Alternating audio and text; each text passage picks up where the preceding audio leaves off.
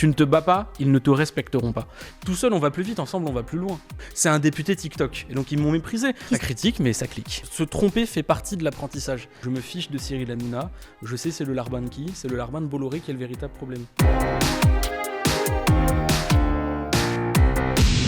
Bienvenue dans En Vrai, le podcast de nos engagés. Aujourd'hui, à mes côtés, Louis Boyard. Il est député Val-de-Marne, la France Insoumise, de ses débuts à son engagement. On va comprendre qui il est. On va essayer de voir l'homme derrière la politique, ses combats, ses envies, les enjeux, ce qu'il a au plus profond de lui. Merci Louis Boyard. Merci beaucoup, merci de l'invitation. Très sympa de l'avoir accepté en tout cas. Ça demande du courage.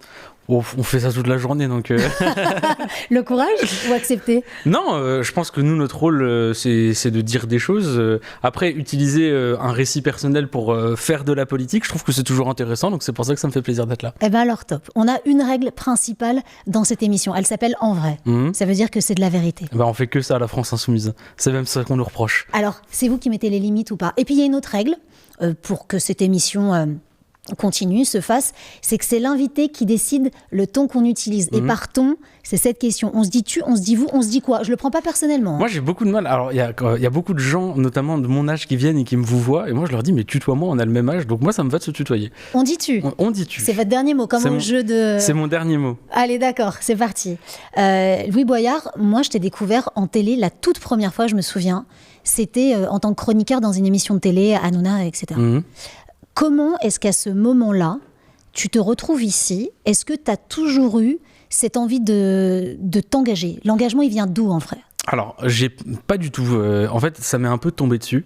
Je viens d'un lycée qui s'appelait les lycées Georges Brassens. Il a changé de nom pour l'histoire que je vais vous raconter.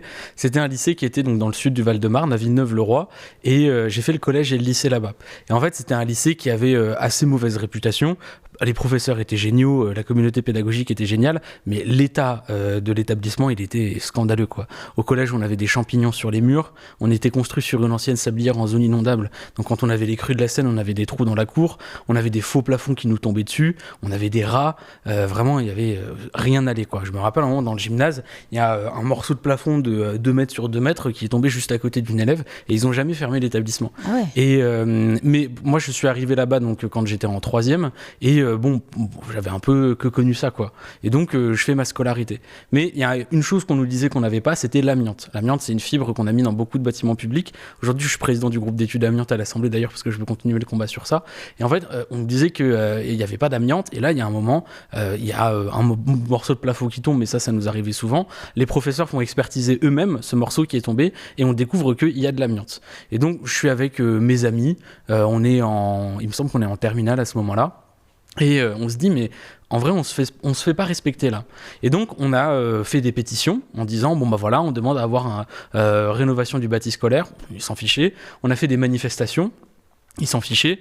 Et donc, à un moment, on a dit, là, c'est trop, quoi. On va bloquer le lycée et le collège et on va demander aux profs et aux parents de nous rejoindre. Et donc, on avait une grande banderole avec marqué « Professeurs, rejoignez-nous ». Et alors qu'on bloque le lycée, que les élèves soutiennent massivement le mouvement, on a les professeurs qui se mettent en droit de retrait, ce qui disent, là, effectivement, les élèves et les professeurs sont en danger dans cet établissement. Et donc, s'en est suivi un très long combat qui a duré 3 à 4 mois. Pour rénover le collège et le lycée. Et donc, à ce moment-là, j'étais pas tout seul à mener le combat, mais quand il y a les réunions, on est devant la région, devant le rectorat, il y a les élèves qui sont là, et puis ils ont poussé quelqu'un devant en disant « Allez, c'est toi qui parles pour nous ». C'était vous ? Et c'est moi qu'on a envoyé dans tout ça. C'est bizarre. Vous parliez déjà comme ça ? Je parlais, et puis surtout, moi, j'avais pas peur du conflit, parce que, en fait, le moment où j'ai vraiment commencé à m'engager, c'est le moment où est venu dans ma conscience le « tu ne te fais pas respecter ». Et en fait, si tu ne te bats pas, ils ne te respecteront pas. Et donc, j'avais pas peur du conflit avec eux, et j'avais 17-18 ans, je me retrouvais devant des élus de la région, devant des gens qui, pour moi, étaient inaccessibles, mais j'étais sûr de ce pourquoi je me battais. Je me disais, en fait, nous aussi, on a le droit, même si on vient du Val-de-Marne, on a le droit d'avoir des bonnes conditions d'éducation, on a le droit de pas mettre notre vie en danger en allant en cours. Donc, j'étais sûr de mon combat, et je me battais pour ce en quoi je croyais, et à la fin, on a obtenu la reconstruction du collège et du lycée. D'où le changement de nom. Et ensuite, alors oui, ils ont changé le nom, parce que au début, Valérie Pécresse ne voulait pas reconstruire le collège et le lycée. Mais finalement, à la fin, quand ils ont vu que la situation était plus gérable parce que vraiment les gens leur obéissaient plus, ils ont été obligés de le faire. Et donc du coup, maintenant, ils ont fait un peu de la récupération politique en disant qu'ils étaient toujours pour. Et à ce moment-là, on n'était pas soutenus. Le maire de la ville était contre nous, Pécresse était contre nous, le département ne nous aidait pas, le député s'en fichait. Mais il y a eu l'inauguration du coup du nouveau collège et du nouveau lycée. Et ce qui était assez chouette, c'est que le député avait changé, parce que c'était devenu moi. Donc j'étais là en tant que député pour l'inauguration du collège et du lycée. Ce qui est assez amusant, c'est que j'ai disparu de toutes les photos de l'inauguration officielle de la région. Mais quand il y avait les élèves et les professeurs et qu'elle passait et qu'elle faisait ses grands discours, moi je leur disais oubliez pas d'où vient ce lycée. C'est pas elle qui l'a fait, c'est nous qui nous sommes battus pour, nous communauté éducative. Et donc à partir de ce moment-là, je me suis dit attends, t'as 17-18 ans. Vous vous êtes rassemblés à des centaines d'élèves. En vrai, on était un noyau dur de 30-40 élèves à porter la lutte.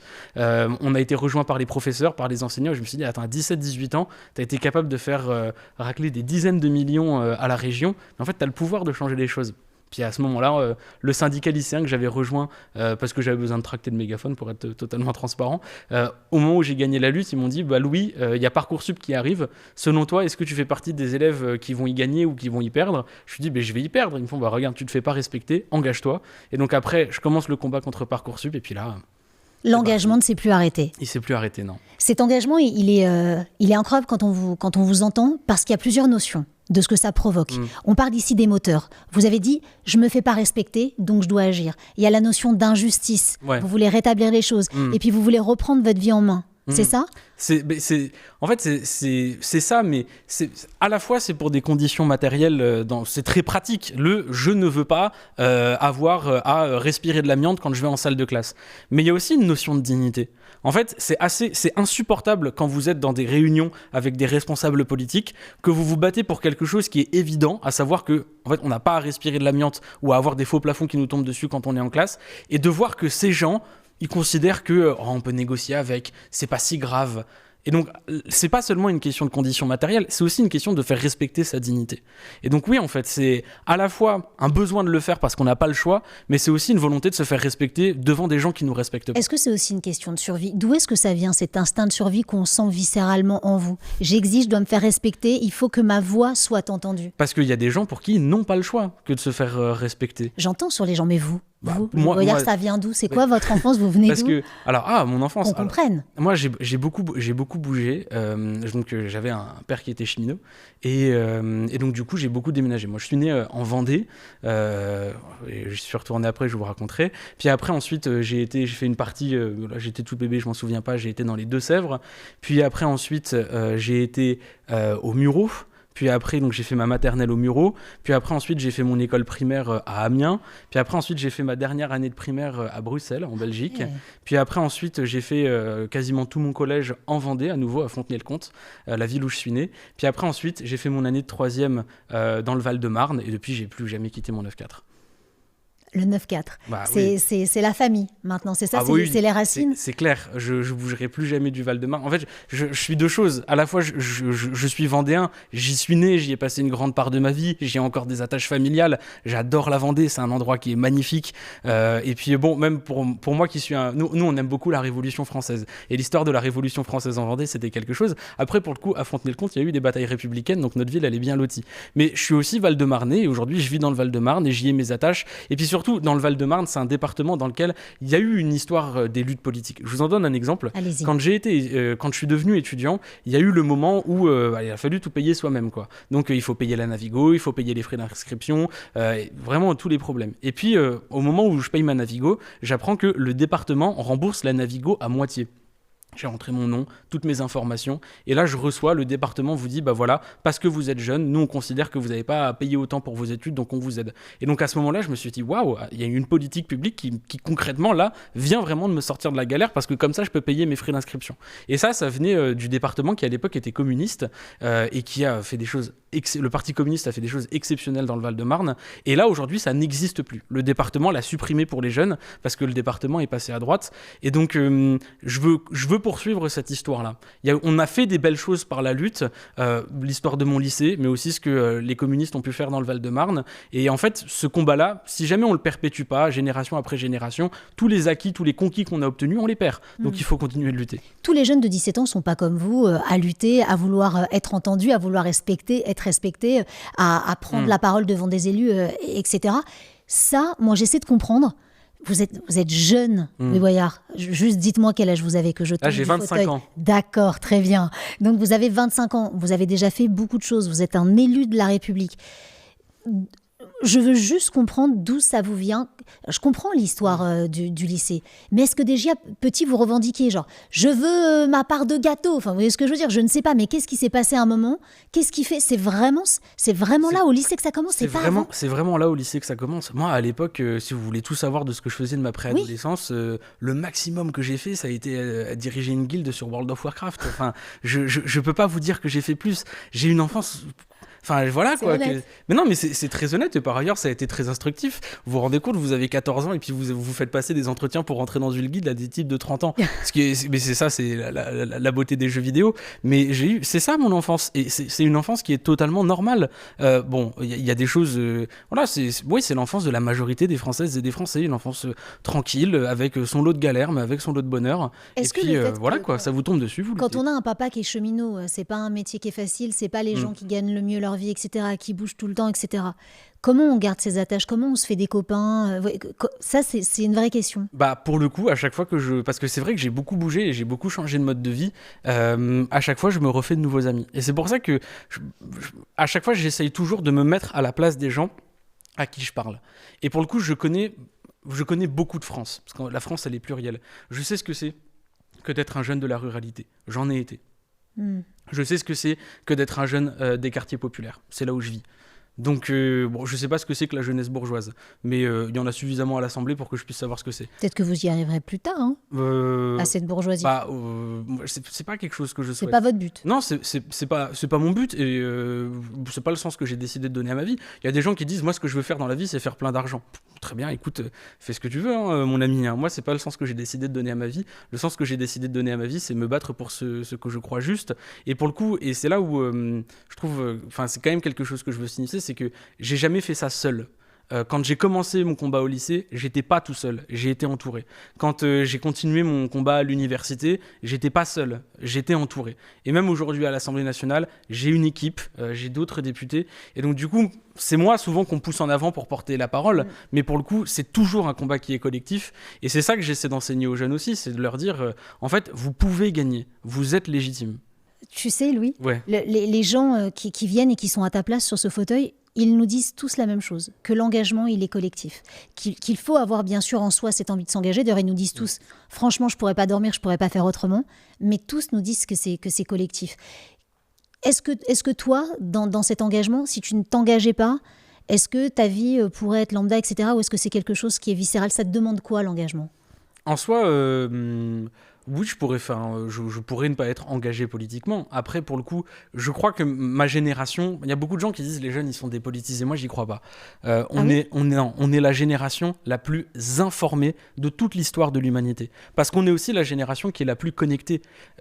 Quand on regarde passer les stories pour voir les soirées de la veille ou ce que font les amis, entre-temps, on voit passer une story d'Hugo Décrypte qui nous explique quelle est la dernière actualité du jour, ou on peut voir passer une de mes vidéos. Et c'est aussi pour ça que je fais des réseaux sociaux, c'est parce que j'essaie d'attraper les jeunes là où la politique va pas suffisamment les chercher. Donc je crois qu'on est une génération qui est très consciente de ce qui est en train de se passer.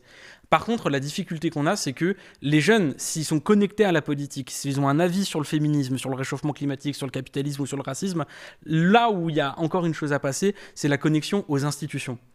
Quand à 18 ans, on a des jeunes qui sortent du lycée, ils ne savent pas tous c'est quoi la compétence d'une région, c'est quoi la compétence de la municipalité, c'est quoi dissoudre l'Assemblée nationale, combien de temps sont élus les députés. Et en fait, je pense qu'on est une génération qui est très politique, mais qui par contre n'est pas connectée aux institutions. Et je crois que c'est volontaire de la part des institutions de ne pas connecter les jeunes.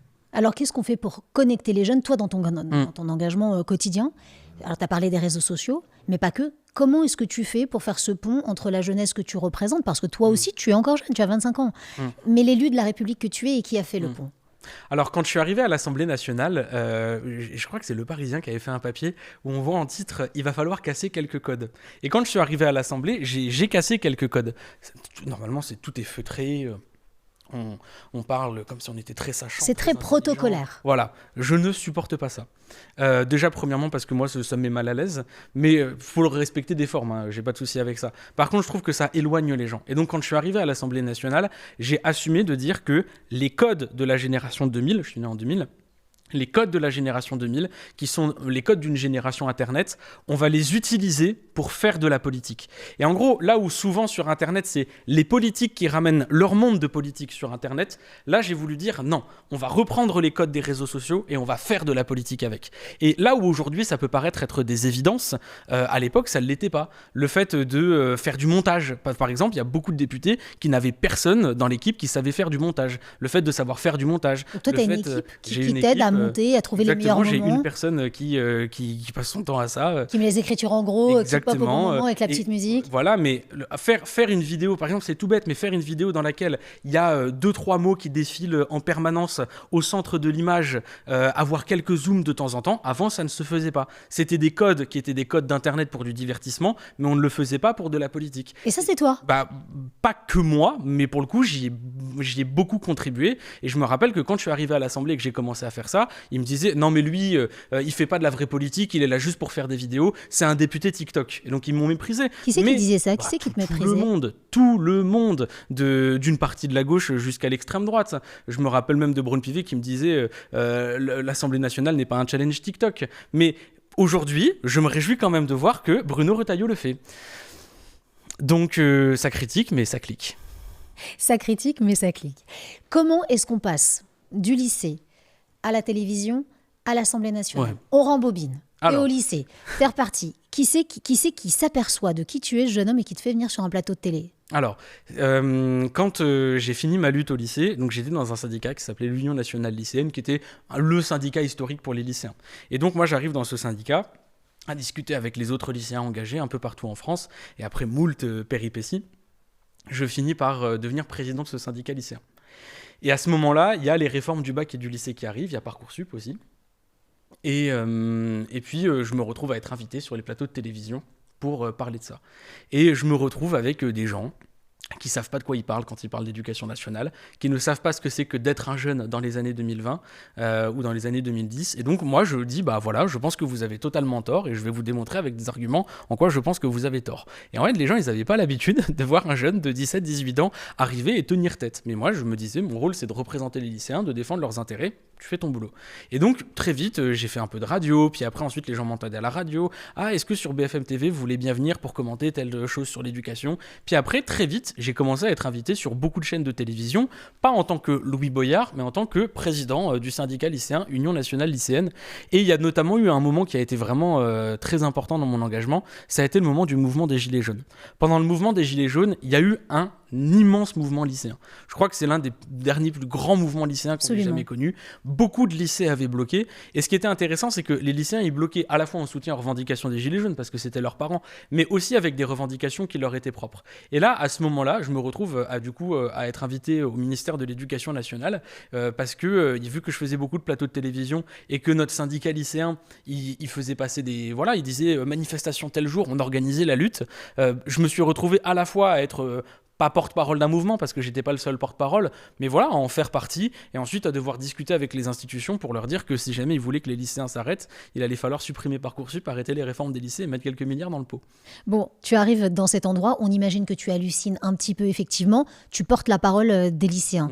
C'est là que tu t'aperçois que ta parole elle a un poids, que tu peux peut-être changer les choses? C'est là, j'ai toujours, à partir du moment où j'ai gagné au lycée, j'ai compris qu'on pouvait changer les choses. Mais dans le même temps, au moment où je suis dans ce syndicat lycéen, je fais d'autres choses, je vais dans d'autres manifestations.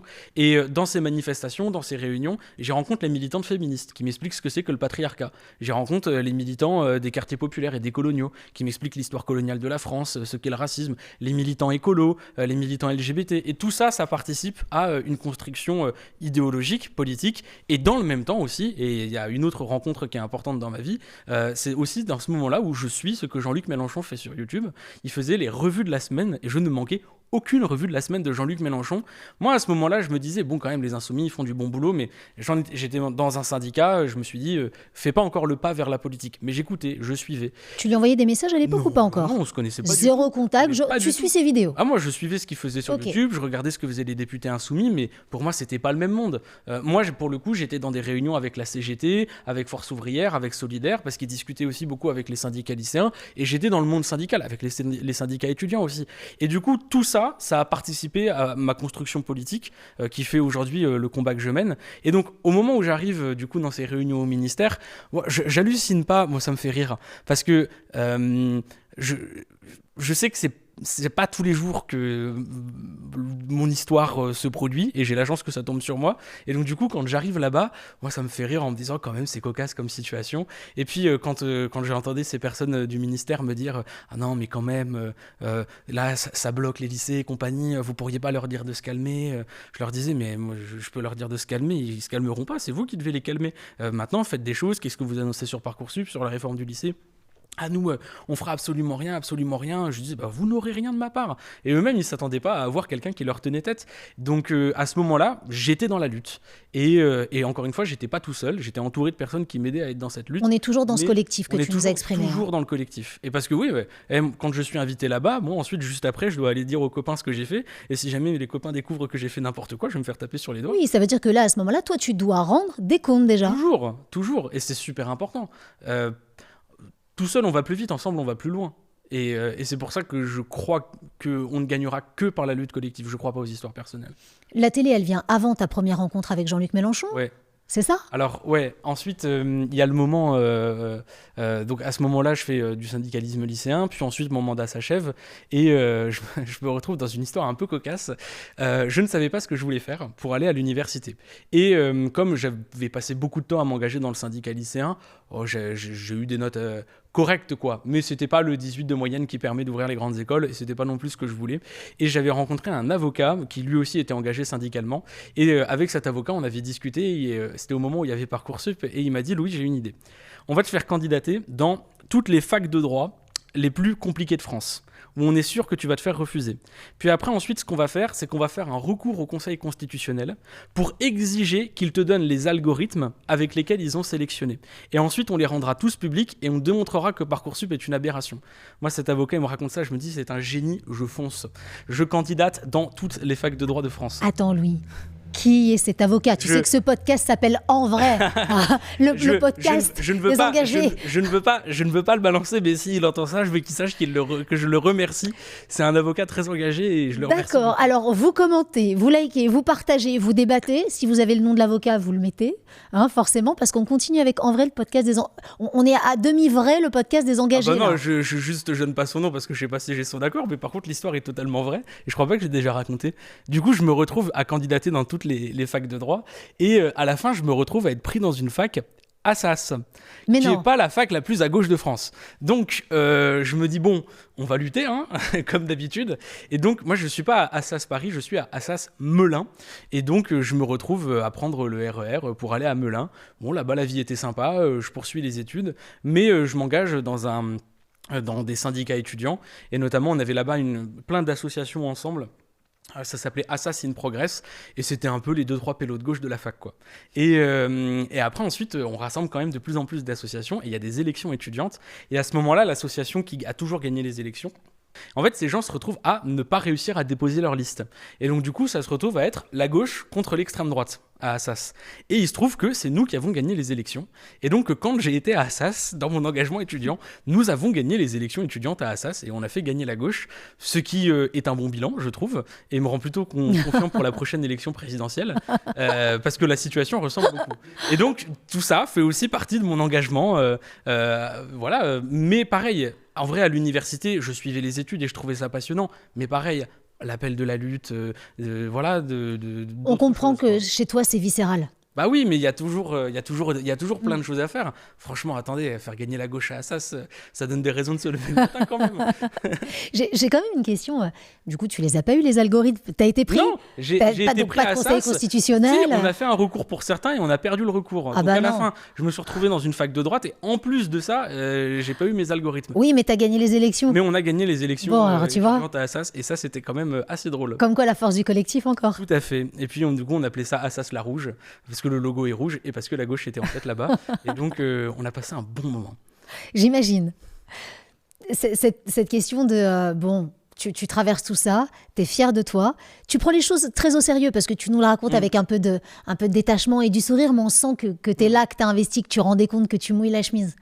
C'est intéressant de te voir aussi comme ça. Parce que je suis un militant politique. Je suis un militant politique de gauche radicale. Je m'inscris dans une histoire politique, dans des collectifs. Et donc, du coup, quand je fais les choses, je les fais à la fois parce que, voilà, d'un point de vue personnel, parfois les situations sont cocasses, mais je les fais aussi avec la rigueur et la discipline d'un militant politique dans tout ce que ça exige de trouver la vérité politique, de trouver les bonnes solutions, bien analyser les choses, et puis ensuite de mener le combat dignement au nom des gens qu'on défend. Donc tout ça, je le fais toujours avec rigueur.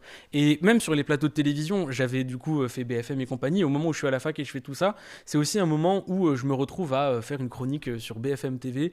Il y avait Geoffroy Lejeune pour Valeurs Actuelles, Natacha Polony et Rokhaya Diallo et moi, parce que voilà, je sais pas pourquoi il m'avait mis dans le truc, mais bon, j'y étais. Et puis après, ensuite, sur BFM TV, Truchot et Marchal trouvaient que ça se passait bien, et donc du coup, ils m'ont dit, est-ce que tu veux venir aux Grandes Gueules? Et donc, je me retrouve à faire les Grandes Gueules, ce qui était quelque chose. Et puis ensuite, à la fin, je suis contacté par Touche pas à mon poste pour me dire, est-ce que tu veux venir sur TPMP? Alors là, il faut qu'on s'arrête. Ouais. Là, il faut qu'on s'arrête, parce que tu es dans tous tes combats, tu fais les grandes... D'ailleurs, Marchal, Truchot et Marchal avaient eu le nez. Parce que les grandes gueules, ça te correspond bien. Toi, tu dis vraiment ce que tu penses, tu portes tes combats, tu les portes très très haut. Donc la personne qui t'arrêtera, je pense, n'est pas encore née, mais bon, peut-être qu'on y reviendra dans un instant. Tu décides d'aller sur TPMP. Ouais. Est-ce que ça va pas contre tous ceux que tu combats en réalité? Non, parce que j'ai une analyse globale de la situation. Alors explique-nous. Pour moi, tout le système politique et économique dans lequel on est, je le dénonce. Par exemple, je suis élu à l'Assemblée nationale, je suis contre la 5e République, j'ai beaucoup de reproches à faire à cette institution, je suis pour une 6e République, moi j'aimerais qu'on ait la révocation des élus et toute une série de choses. Pour autant, je considère qu'il faut rentrer dans les institutions pour mener la bataille culturelle et politique et essayer de gagner du terrain pour essayer de faire avancer les choses. Donc tu veux dire de l'intérieur? Exactement, mais même pas seulement de l'intérieur, dans tous les espaces que vous avez. Et dans le système médiatique, c'est la même chose. Il y a 9 milliardaires qui possèdent 90% des médias. On pourra s'étendre un peu plus sur le sujet, mais oui, ils ne le font pas pour rien. Et je considère qu'il faut rentrer dedans pour mener la bataille culturelle, convaincre les gens qui nous regardent. Et on sait que ça se fait pas à armes égales, mais il faut quand même y aller. Et j'étais allé à TPMP pour une raison, c'est qu'à l'époque, c'était une émission qui était assez regardée par les jeunes. Et les jeunesses plutôt, ça a toujours été un de mes grands combats. Donc je me suis dit, entre les Grandes Gueules et TPMP, moi je préfère aller parler là où j'ai le public que je veux mettre en mouvement, donc je vais là-bas. Et donc je me retrouve à aller sur TPMP et on est vraiment dans la phase très très amorcée de zémorisation, quoi. Et donc je suis dans un truc de quand tu y vas pour un combat frontal contre l'extrême droite. Et à partir du moment où tu considères que là, c'est plus dans tes valeurs, tu arrêtes. Et c'est ce qui s'est passé d'ailleurs. À un moment, donc moi je faisais mes trucs, et eux ils pensaient que j'allais là-bas pour faire le guignol. Moi j'étais militant politique. Et à un moment, il m'avait appelé, il m'avait dit « On aimerait organiser un débat avec Julien Audoul. Est-ce que tu aimerais bien venir pour tenir des propos communautaristes ?» Julien Audoul, député Rassemblement National. Ouais, mais à ce moment-là, il n'était pas encore député, il était juste un énième pleu-pleu. Et donc du coup, ils me disent « Est-ce que tu veux bien aller là-bas pour tenir des propos communautaristes ?» Et moi, je leur dis « Non, là, c'est la limite. Je ne suis pas votre jouet, en fait. » Donc, et à ce moment-là, plus rien. Et ils ont arrêté de m'inviter et j'ai pas fait des pieds et des mains pour y retourner parce que ma limite, en fait, moi j'y allais pour porter mes combats et mes convictions. Si on arrive dans un moment où je ne peux plus porter mes combats et mes convictions, j'y vais plus parce que les conditions sont pas réunies pour que je mène ma bataille politique et culturelle. Et après ça, de toute façon, moi j'avais mes trucs à la fac et j'ai continué ensuite plus tard à faire de la politique. T'as continué plus tard à faire de la politique. Alors on te reverra sur TPMP. Ouais. On se souvient de ce mouvement de télévision. Où il y a un moment où tu tiens tête, toujours. Où tu vas expliquer ce que pour toi est ton combat. Tu dis les mots. Qu'on soit d'accord ou pas avec toi, tu as le courage à ce moment-là de prendre la parole, tu dis les mots et ton combat, en fait, t'es raccord dans tes baskets. Tu reçois une vague en direct d'insultes. C'est compliqué à regarder en tant que téléspectateur. Tu te laisses pas démonter et c'est un combat qui commence à ce moment-là. Encore un engagement. Ah oui, en gros... quand je me retrouve là-bas, je me retrouve là-bas parce que de base, on devait parler de précarité étudiante. Et c'était donc à ce moment-là, j'étais élu et on devait parler de précarité étudiante. Et ils m'appellent au dernier moment, ils disent finalement, on parlera pas de précarité étudiante, on va parler de l'Ocean Viking. Et donc je me retrouve moi, je me dis pas de souci, on a un avis sur tous les sujets. Et donc je me dis franchement, là il y a quand même un fil à tirer de dire que ils sont bien beaux tous ces milliardaires qui rachètent des chaînes de télévision et tous ces riches qui viennent expliquer que l'immigration est un problème, mais la vérité c'est que vous menez une politique coloniale qui entraîne derrière ces migrations, c'est la vérité. Et Bolloré, ça en est un bon exemple, quand on voit notamment ce qu'il a fait au Togo, il a plaidé coupable pour ça d'ailleurs, et donc du coup je me dis voilà, c'est ça la ligne politique que je vais tenir. Mais je parle pas que de Bolloré, je parle aussi de Pouyanné et de beaucoup d'autres. Et au moment où j'y vais, moi j'avais liste de milliardaires qui ont mené des politiques coloniales, forcément il y a Bolloré dans le tas, mais au moment où j'y vais, moi je me dis pas que ça va partir dans tous les sens, quoi. Je suis dans un truc de tu dis ce que tu veux, quoi. Et vrai de vrai, ça tu le prépares pas, tu te dis pas il va y avoir un clash, je vais y aller, je vais faire un moment de télé. Alors je commence à croire que c'est moi le problème, parce que tout le monde me dit mais quand même, Louis c'est évident, quoi. Mais moi je me dis non, en plus j'ai pas insisté sur le truc, donc moi je me dis vas-y, quoi. Mais et puis quoi qu'il se passe, on s'en fiche, on assume ce qu'on dit. Il y a des gens qui me reprochent d'être un peu cru parfois, d'aller très fort et d'assumer très fort, mais je considère que c'est comme ça qu'on fait de la politique. Moi j'aime le désaccord, parce que c'est du désaccord que naît la pensée, c'est du désaccord que on peut ensuite chercher d'autres points de vue qui nous permettent de trouver la vérité. Mais tu aimes débattre. C'est important pour toi. C'est très important, mais au-delà de chercher, c'est pas aimer débattre pour aimer débattre, c'est aimer débattre pour comprendre ce qui se passe. On vit un moment de l'histoire de l'humanité qui est passionnant, qui est plein de changements, un siècle qui est bouleversant, et je veux comprendre ce qui se passe. Et donc le débat, la contradiction, c'est important pour comprendre ce qui se passe. Et donc du coup, au moment où Hanouna se retrouve à me prendre de haut et à dire tu parles de Vincent Bolloré, je dis oui, je parle de Vincent Bolloré, et personne ne m'empêchera de parler de Vincent Bolloré. Et donc là s'ensuit une scène où honnêtement il s'humilie et ça le définit bien. Et puis ensuite, moi j'ai continué de mener le combat, et là où lui il a toujours cherché à en faire une bataille Hanouna contre Boyard, moi j'ai été dans un truc de je me fiche de Cyril Hanouna, je sais c'est le Larban c'est le Larban Bolloré qui est le véritable problème. J'en ai toujours fait un combat contre Bolloré, Hanouna c'est pas mon sujet. On reviendra aux médias dans un instant, si tu le permets, notamment sur la question de la responsabilité qu'on a tous aujourd'hui dans notre pays. Tu sais, oui. les politiques, les médias, la société en général, tout ça autour de l'engagement et comment pour toi on devrait s'engager.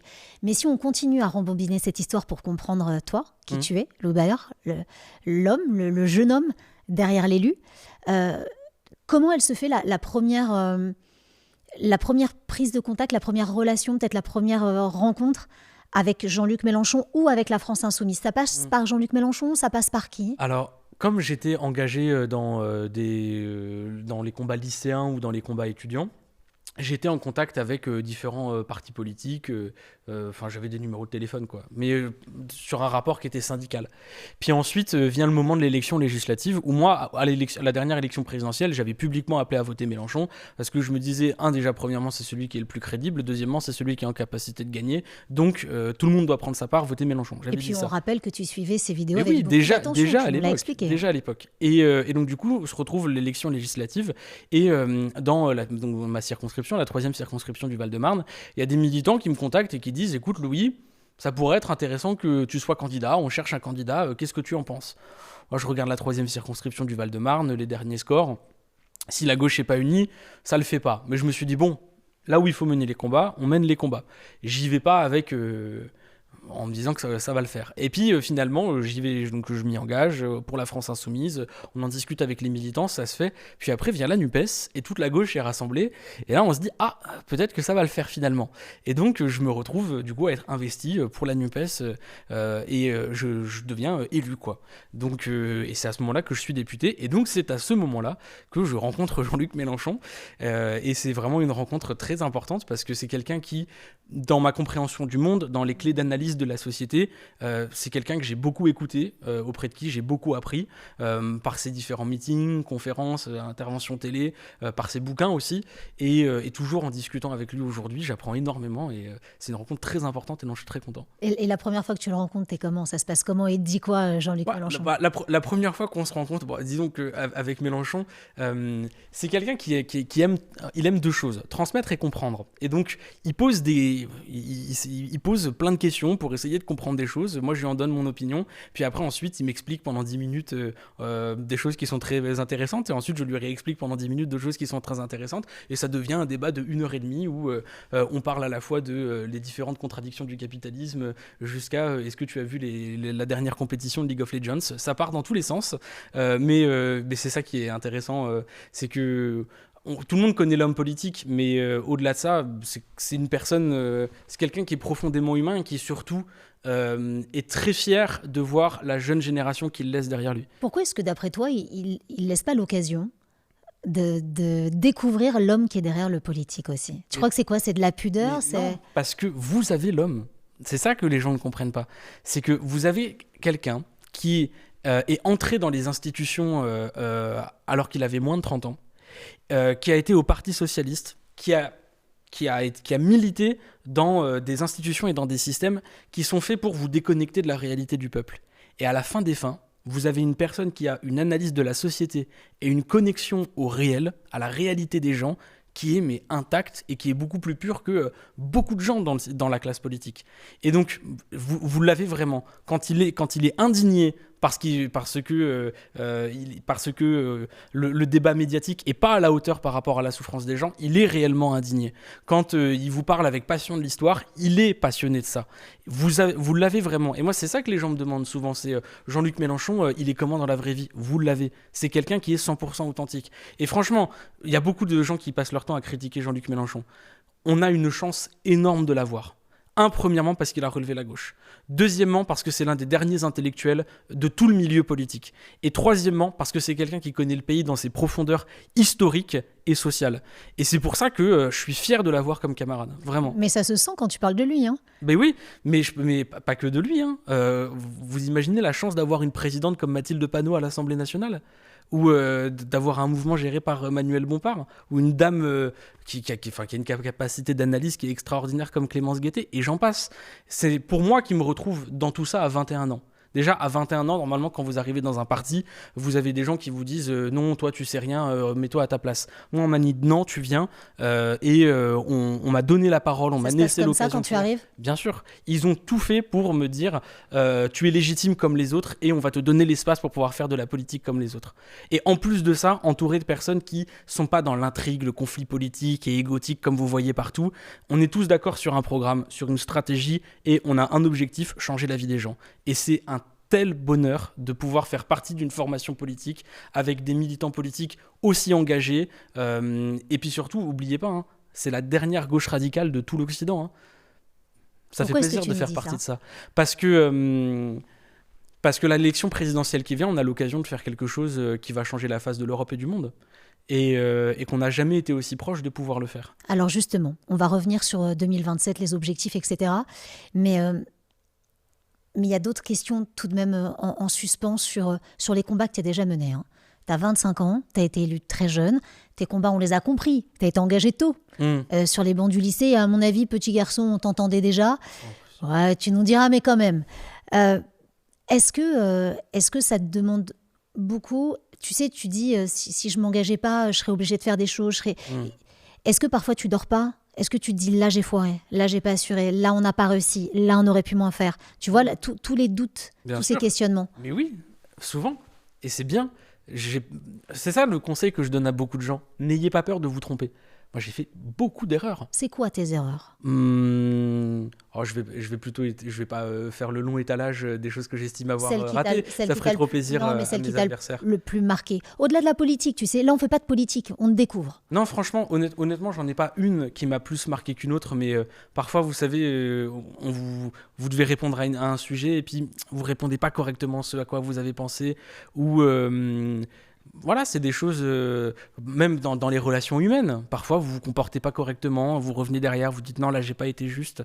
Mais C'est ça que je dis souvent en fait aux gens qui se disent « Ah mais moi je suis pas légitime, j'arriverai pas à faire aussi bien ». Je leur dis « Il faut se tromper ». Se tromper fait partie de l'apprentissage. Et au moment où je me trompe, au moment où je fais des erreurs, c'est jamais agréable, mais je regarde l'erreur en face et je me dis « Tu te promets de ne plus jamais la refaire ». Et c'est comme ça qu'on s'améliore, c'est comme ça qu'on grandit, et c'est ce que je fais depuis le début de mon engagement. Est-ce qu'un homme politique, il doit s'excuser publiquement? Est-ce que tu crois que les Français aujourd'hui, ils attendent ça? Alors, il y a deux choses. Moi, auprès des Français, oui. Auprès du système médiatique, non. Alors, explique-nous. Je ne crois pas. Comment tu fais le distinguo? Par exemple, il y a beaucoup de gens qui disent « Oui, la France insoumise, vous parlez trop fort. Oui, la France insoumise, parfois vous êtes trop dur sur ça. Oui, ça. » Moi, on est dans une lutte des classes. Et je n'irai pas m'excuser auprès de mes adversaires de mener mon combat. Par contre, auprès des gens, humainement, bien sûr, on est des êtres humains et je pense qu'on se doit tous ça. Mais je suis lucide dans le système dans lequel j'évolue. J'ai des adversaires et auprès d'eux, je ne m'excuserai pas. C'est qui tes adversaires aujourd'hui? Ils sont nombreux. L'oligarchie, je commencerai par eux, c'est-à-dire les quelques milliardaires qui ont tous hérité parfois depuis des siècles et qui dirigent ce pays contre l'intérêt du peuple. Puis mes adversaires aussi, c'est... Comment dire, par exemple, le patriarcat est un adversaire. Mais ça, c'est en nous. C'est de l'histoire de l'humanité. Le racisme aussi est un adversaire. C'est ces systèmes-là aussi qui font affronter. Donc voilà, moi, je porte des idées, je porte des combats et j'essaie de faire gagner des batailles culturelles pour essayer de faire en sorte que les choses s'améliorent. Comment est-ce que tu expliques aujourd'hui, de ton point de vue, par rapport à ce que tu as vécu, par rapport à ce que tu vois aussi sur le terrain, quand on est un député, on est dans sa circonscription, on parle aux gens, on serre des mains, on fait beaucoup plus que répondre à des interviews. Comment est-ce que tu expliques aujourd'hui les principales défiances de certains Français à l'égard des politiques? Tu sais, ce qu'on appelle la fameuse popole. C'est toujours les mêmes questions, les mêmes réponses et en réalité des choses qui avancent pas trop. Peu importe de quel côté du périph' on se trouve, à droite, à gauche, au centre, en haut, en bas. D'accord et puis aussi la défiance envers les médias.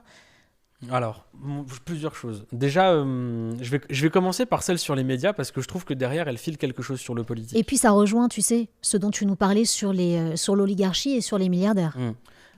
Il y a des gens qui héritent de fortunes immenses et d'entreprises et de pouvoirs économiques immenses de génération en génération. Ces gens-là possèdent des médias.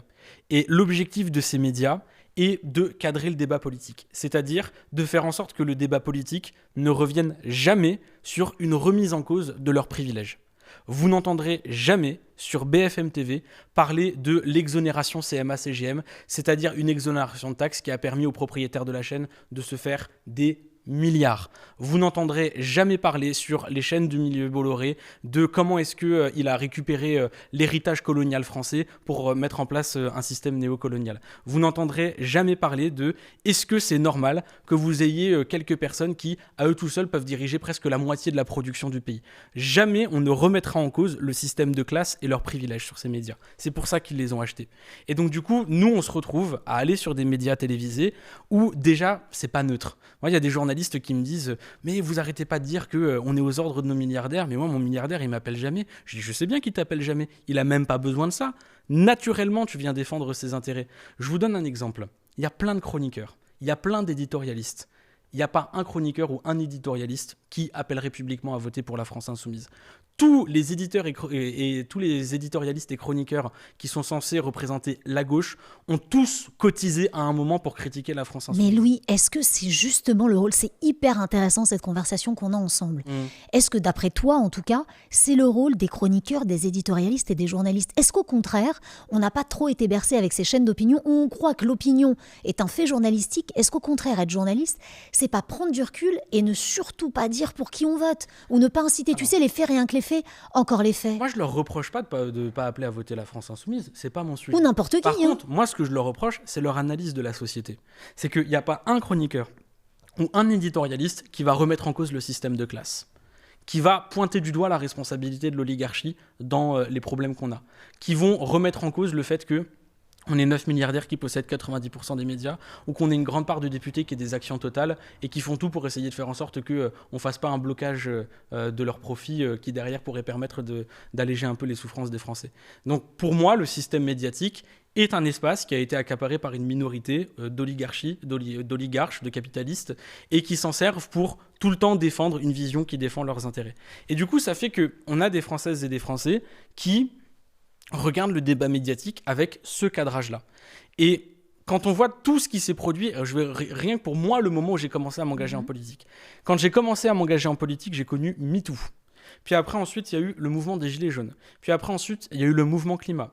Puis il y a eu la présidentielle. Il y a eu les manifs retraites. Il y a eu les mouvements Palestine. Il y a eu les révoltes dans les quartiers populaires.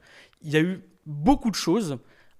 À chaque fois, le cadrage médiatique, il n'a pas été connecté par rapport aux aspirations populaires. Tu penses qu'il n'était pas à la hauteur ? Il n'y a pas eu, franchement, les Gilets jaunes a été le moment le plus aberrant. Il n'y a pas eu de remise en cause des journalistes sur la question des Gilets jaunes. Même la dernière élection législative, tout le monde disait c'est l'extrême droite qui va gagner, c'est l'extrême droite qui va gagner. À la fin, c'est le nouveau Front populaire qui arrive en tête. Tous les sondages nous donnaient perdants, toutes les analyses nous donnaient perdants. À la fin, c'est nous qui arrivons en tête.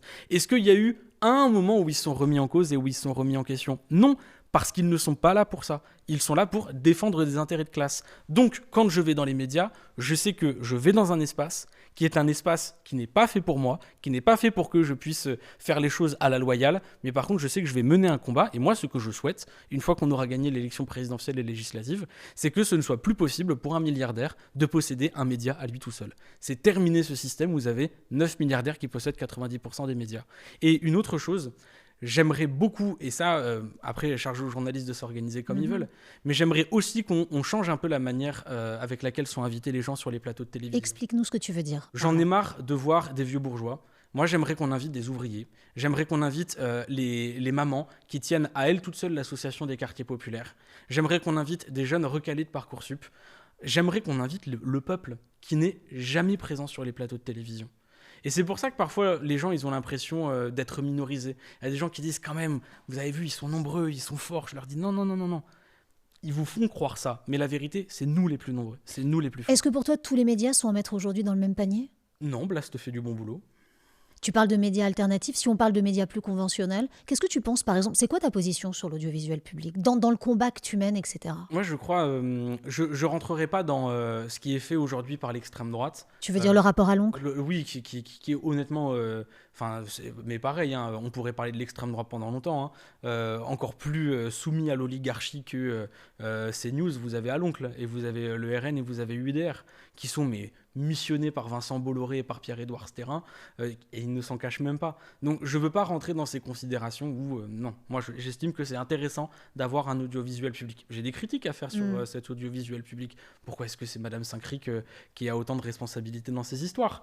Mais écoutez, c'est sain d'avoir un débat. Moi, en le faisant aujourd'hui, je sais qu'il y a des gens qui ne seront pas d'accord et qui donneront d'autres arguments, et c'est comme ça qu'on avancera. Mais par contre, je dis quand même quelque chose, il y a une incapacité à se remettre en question parmi les journalistes, et il y a notamment une incapacité à comprendre qu'ils font partie d'un système qui est un système qui a été modelé par des milliardaires qui défendent leurs intérêts de classe. Tant qu'ils n'auront pas compris ça, on ne sera jamais sur la même longueur d'onde. Vous likez, vous partagez, vous commentez, vous débattez avec nous. Louis Boyard est mon invité. On revient sur ses engagements. En vrai, le podcast de nos engagés. On a parlé de pas mal de choses. On n'a pas encore évoqué dans cette fameuse défiance, tu sais, des Français, celle envers le politique. Et la politique en général. Parce que ça doit être un vrai combat. Ouais. Le combat, peut-être. À la fois, il ne faut pas oublier que les gens se sont souvent sentis trahis. C'est qu'à longueur de journée, vous avez des gens qui viennent et qui vous font des grandes promesses et compagnie. Et à la fin, ces gens, une fois qu'ils sont au pouvoir, pas toujours, mais il y en a, ils croient vraiment à leurs bêtises. Et à la fin des fins, ça ne fonctionne pas. Donc je crois que si jamais il y a une défiance envers le politique, c'est parce qu'on a toujours eu des formations politiques, et je veux parler du PS et de LR, qui au fond ont mené la même politique. C'est-à-dire la politique libérale on privatise, on donne aux patrons pour essayer de faire de la politique de l'offre et penser que derrière les gens vont aller mieux et que vous allez avoir un ruissellement. Je crois que s'il y a une telle défiance, c'est parce que la vie des gens s'empire. Enfin, faut voir, l'augmentation des prix, les salaires, ils n'ont pas suivi. Puis derrière, ensuite, quand on va à l'école et qu'on voit que l'école est en mauvais état, que les professeurs sont absents parce que ça arrive d'avoir un arrêt maladie, par exemple, quand on est enceinte, mais qui sont pas remplacés. Puis ensuite, qu'on va prendre les transports et que les transports sont bondés. Et puis que après une dure journée où on est mal payé, on rentre chez soi, on téléphone avec la famille et on a quelqu'un qui a fait un bac+5 mais il trouve pas de travail. Et puis on allume la télévision, on voit que vous avez des génocides, vous avez des guerres. Puis vous entendez parler vos enfants qui vous parlent de réchauffement climatique. Bon, il y a rien qui va, quoi. Vous vous dites, mais attendez là. Pourquoi est-ce que tout est en train de partir en vrille ? Et quand je les écoute, ils ne m'apportent aucune solution. C'est pour ça que moi je dis aux gens, il va falloir faire une rupture. On ne va pas mettre un pansement sur une jambe de bois. C'est tout le système qui est à revoir si jamais on veut être en capacité d'affronter l'enjeu du 21e siècle, qui est la fin du système capitaliste. C'est ça que nous vivons. Et je ne dis pas qu'on le vit seulement parce qu'il y a des militants politiques qui travaillent activement à mettre fin à ce système. J'en fais partie. Mais parce que ce système a des contradictions, et c'est ces contradictions qu'on est en train de vivre aujourd'hui et qu'on est en train de subir. Si vous ne travaillez pas à changer le système, alors vous ne changerez pas votre vie. Voilà. Est-ce que tu crois qu'aujourd'hui, la famille politique à laquelle tu appartiens, la France insoumise, a quand même réussi à gagner des combats ? Ou est-ce que tu te dis, on n'est pas encore arrivé là où il faut, on a encore un long chemin ? On a gagné des combats. Vraiment. Déjà, premièrement, il faut voir le moment où la France insoumise apparaît. C'est après Hollande. Il faut voir ce qu'il fallait reconstruire. Puis, on a gagné des combats parce qu'on a un programme. C'était pas le cas à l'époque. La gauche n'avait pas de programme. On a une analyse de la société. La France insoumise a par exemple une fondation de recherche qui s'appelle l'Institut La Boétie. Et puis on a des élus qui parlent aux gens, qui parlent au peuple. Moi par exemple, ce que je fais vis-à-vis des jeunes, quand je vais devant un collège ou devant un lycée, ils me reconnaissent. Devant un collège ou devant un lycée. J'en suis tellement heureux. Et parce que je parle de leurs conditions de vie, parce que je fais des propositions pour eux, à la fin, il y a une reconnaissance en disant « Ah, vous êtes ceux qui vous battez pour nous ». Et je peux dire que c'est vrai pour moi, mais c'est vrai pour tous les députés de la France insoumise qui sont sur des sujets très précis. Par exemple, je vous donne Gabriel Amar sur l'eau. Gabriel Amar est exceptionnel sur ces sujets. Arnaud Saint-Martin sur l'espace, il est exceptionnel sur ces sujets. Alors certes, ça fait pas le 20h de TF1. Par contre, à la fin, pour tous les gens qui sont renseignés sur ces sujets, ils disent, eux au moins, ils savent de quoi ils parlent. Et au moment où on gagnera les élections, où il faudra diriger et relever ce pays, je sais qu'on a une équipe qui est compétente sur tous les domaines. Donc oui, on a gagné le combat, c'est qu'on a une équipe qui est prête à gouverner. On a regagné la confiance de beaucoup de dégoûtés de la politique. Et surtout, ils n'arrivent pas à nous faire tomber. Et c'est ça pour moi la plus grande victoire de la France insoumise, c'est que ça fait quand même de nombreuses fois qu'ils disent c'est la fin de la France insoumise, c'est terminé pour eux et compagnie. Tout le système politique et médiatique cherche à nous faire tomber, ils n'y arrivent pas. Et le fait d'avoir une force qui a une telle connexion avec une grande partie du peuple français, et le fait d'être devenu intombable, ça c'est une grande victoire. Pour toi, la France insoumise est intombable aujourd'hui ? Ils essayent. On pense forcément à 2027. Ça va être le combat d'une vie. On imagine ton engagement, on imagine l'engagement de la classe politique à laquelle tu appartiens. Est-ce que tu as peur ? Toi, en tant qu'homme, pas en tant que toi, le politique. Est-ce que ça te fait peur, ce à quoi la France est confrontée dans cette prochaine élection présidentielle, avec ce qui peut en découler d'un côté comme de l'autre ? Je pense que c'est pas peur le bon mot. C'est quoi ? J'ai conscience de ce qui se passe. Vous avez aujourd'hui 2 propositions politiques qui vous sont faites. Le macronisme est crépusculaire, il est en train de s'effondrer. Vous avez la France insoumise, la gauche radicale, la gauche de rupture. Et en face, vous avez l'extrême droite. Et l'extrême droite, c'est des politiques qui ne sont pas compatibles avec la forme républicaine du gouvernement, qui ne sont pas en phase avec la Déclaration universelle des droits de l'homme et du citoyen, qui ont une analyse raciste de la société, une analyse misogyne aussi de la société. Et si ces gens prennent le pouvoir, ils seront massivement soutenus par les milliardaires pour asseoir leur autorité. C'est exactement ce qui s'est passé aux États-Unis d'Amérique. On est quand même un pays qui sait ce que c'est que d'avoir l'extrême droite au pouvoir. Donc, je sais qui sont nos adversaires, je sais quels sont nos enjeux. Il y a une grande différence quand même avec le XXe siècle, c'est qu'à l'époque, la jeunesse, elle était à l'extrême droite. C'est pas le cas aujourd'hui. La jeunesse, elle est à gauche. Donc, j'y vais pas en me disant tout est tranquille. Par contre, j'y vais en sachant qui sont mes adversaires, en sachant quelles sont nos forces, en sachant pourquoi on se bat. Et puis écoutez, à la fin, on votera, et puis c'est le peuple français qui tranche. C'est la démocratie en marche. Enfin, en marche, je sais pas si c'est le mot exact. Franchement, vu comment ils nous ont laissé la démocratie... Louis Boyard, à ta place, allons, dans quelques heures, quelques jours, quelques semaines, quelques mois, on ne sait pas, il y aura quelqu'un, il y aura un autre engagé. Engagé comme toi en politique, ou peut-être pas, peut-être que ce sera un tout autre sujet. Quelle question est-ce que tu aimerais poser à cet engagé qui sera à ta place? Peut-être la question que tu aurais aimé que moi je te pose. Oula, j'ai pas le droit de savoir qui c'est? Non, mais moi-même je ne sais pas. Moi je pense demander, est-ce que vous estimez que vous défendez l'intérêt des opprimés? C'est-à-dire de ceux qui galèrent à trouver un travail, de ces jeunes qui sont pas nés dans une famille bourgeoise et qui ont été recalés de Parcoursup, de ces gens qui vivent dans des quartiers populaires et qui sont dans des logements dégradés, et de ces personnes qui se sont vues refuser tellement d'opportunités dans la vie juste parce qu'ils sont noirs, arabes, voilés, voilà. J'espère que je tomberai sur quelqu'un d'extrême droite. J'ai hâte de les voir essayer de répondre à cette question. Et puis, ils démontreront ce qu'ils sont, c'est-à-dire des gens qui ne sont pas à l'honneur de la France. Merci Louis Boyard de nous avoir parlé en toute vérité. C'était ton portrait dans En vrai, le podcast de nos engagés. Quant à moi, je vous donne rendez-vous très vite pour un nouvel épisode, une nouvelle émission. Vous likez, vous partagez, vous commentez, vous débattez, parce que le débat c'est sain et on l'a prouvé aujourd'hui. Merci beaucoup Louis Boyard. À bientôt. À bientôt.